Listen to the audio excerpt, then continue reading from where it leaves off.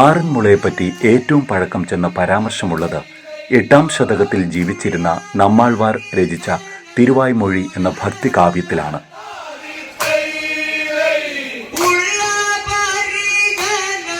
13-ാം ശതകത്തിൽ രചിക്കപ്പെട്ട തിരുനിഴൽ മാലയിൽ ആറന്മുള ക്ഷേത്രത്തെക്കുറിച്ചും ചടങ്ങുകളെക്കുറിച്ചും ദേശത്തെക്കുറിച്ചും വളരെ വിശദമായ ലിഖിതങ്ങളുണ്ട്.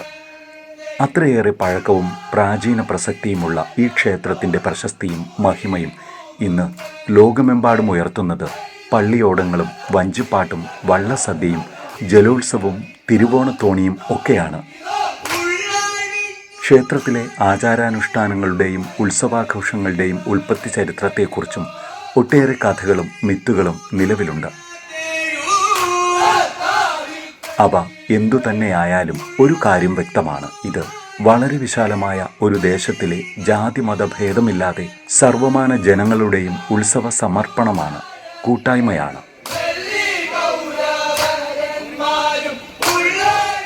പണ്ട് ജന്മാഷ്ടമിക്ക് പള്ളിയോടങ്ങൾക്ക് നൽകിയിരുന്ന വഴിപാടായ വള്ളസദ്യ ഇന്ന് 2 മാസത്തിലധികം നീണ്ടു നിൽക്കുന്ന സമർപ്പണ സദ്യകളായി വിപുലമായി തീർന്നിട്ടുണ്ട്.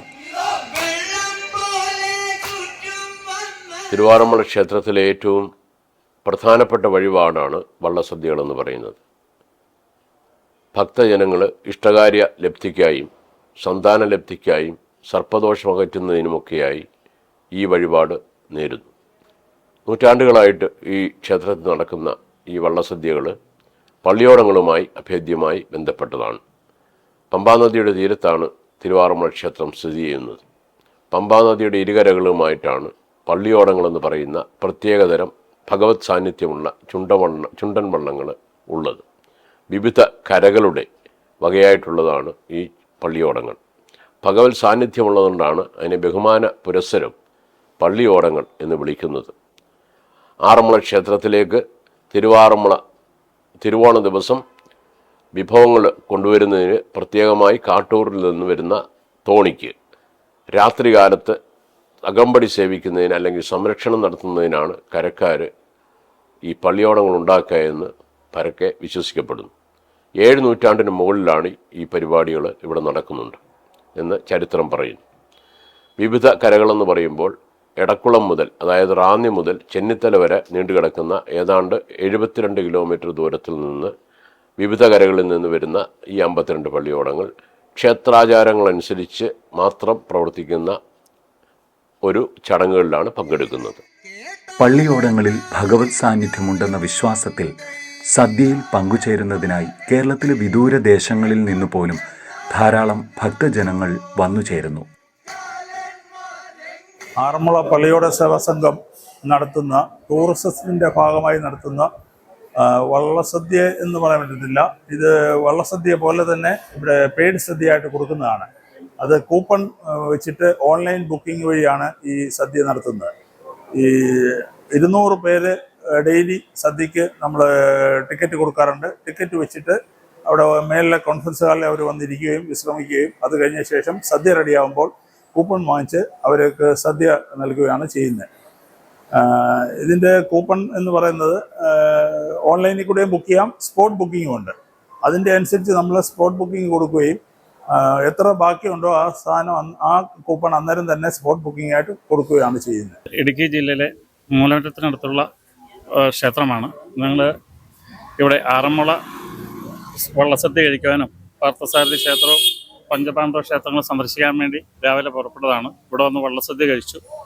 വളരെ മനോഹരമായിട്ട് തോന്നി. ഇവിടുത്തെ അന്തരീക്ഷവും എല്ലാ കാര്യങ്ങളും, അതോടൊപ്പം ഇവിടുത്തെ അറേഞ്ച്മെൻറ്റ്സ് എല്ലാം തന്നെ ഞങ്ങൾക്ക് വളരെയധികം ഇഷ്ടപ്പെട്ടിട്ടുണ്ട്.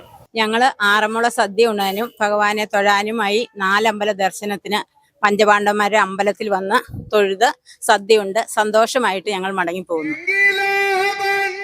ജലോത്സവത്തിന്റെ ഐതിഹ്യ കഥകളുമായി ഏറെ ബന്ധപ്പെട്ട് നിൽക്കുന്നതാണ് തിരുവോണത്തോണി.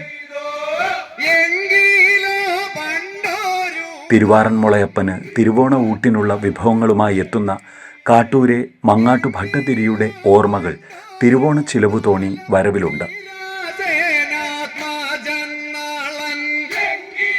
പമ്പാ തീരത്തെ കാർഷിക സംസ്കാരത്തിന്റെ ബഹിർസ്ഫുരണങ്ങൾ വള്ളസദ്യയുമായി ബന്ധപ്പെട്ട എല്ലാ അംശങ്ങളിലും കാണാം. സദ്യ വിളമ്പാനുള്ള തൂശനില മുതൽ കരിമ്പും ശർക്കരയും ഏത്തവാഴയും പച്ചക്കറികളും നെല്ലും എല്ലാം ഈ അനുഷ്ഠാനത്തിനു വേണ്ടി മാത്രം ദേശത്ത് കൃഷി ചെയ്തുണ്ടാക്കുന്നു. ആ ഒരു ജീവിതവൃത്തിയുടെ സമർപ്പണം കൂടിയാണ് വള്ളസദ്യയിലെ പാടി ചോദിക്കൽ.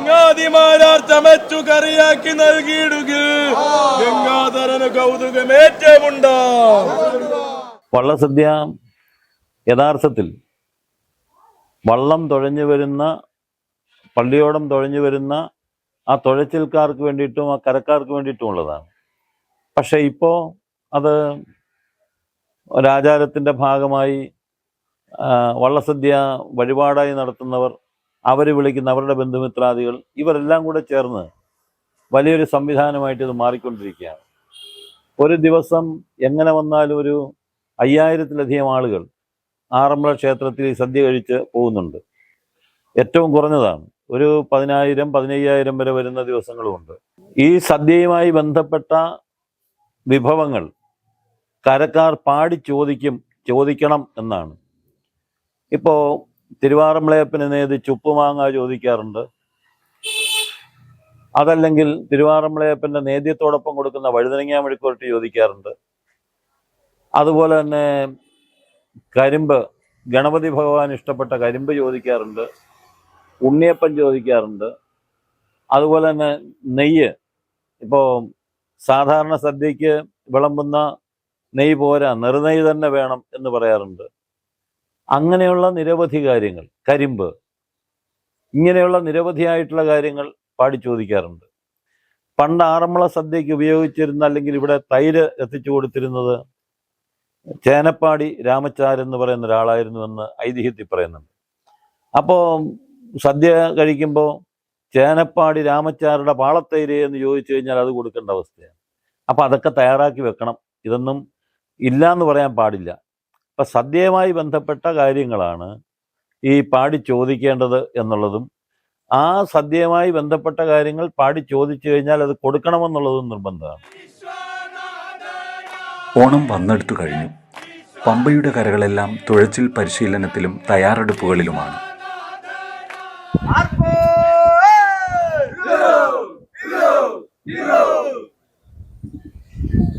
ചരിത്രപ്രസിദ്ധമായ ആറന്മുള ഉത്രട്ടാതി ജലോത്സവത്തിൻ്റെ തയ്യാറെടുപ്പുകൾ കരകളിൽ നടന്നുകൊണ്ടിരിക്കുകയാണ്. 52 പള്ളിയോടങ്ങളാണ് ഇത്തവണയിലെ ജലോത്സവത്തിൽ പങ്കെടുക്കുന്നത്.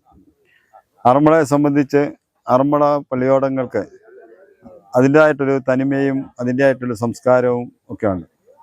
ആലപ്പുഴ പള്ളിയോടങ്ങളെ, ആലപ്പുഴ ചുണ്ടൻ വള്ളങ്ങളെ ചുണ്ടൻ വള്ളങ്ങൾ എന്ന് വിളിക്കുമ്പോൾ ആറന്മുളയിലെ പള്ളിയോടങ്ങളെ ചുണ്ടൻ വള്ളങ്ങൾ എന്നല്ല, പള്ളിയോടങ്ങൾ എന്നാണ് വിളിക്കാറുള്ളത്.